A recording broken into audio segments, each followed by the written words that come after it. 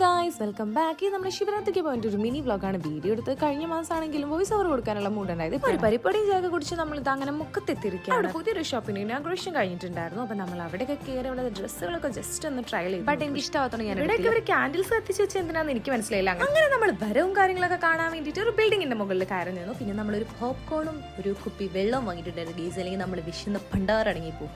അത് കഴിഞ്ഞത് ഓരോ ഭാഗത്തു നിന്ന് വരവുകൾ വരാം. വരവ് അങ്ങനെ എന്തോ ആണ് പറയുക. ഇങ്ങനെ അവരിങ്ങനെ വന്നു.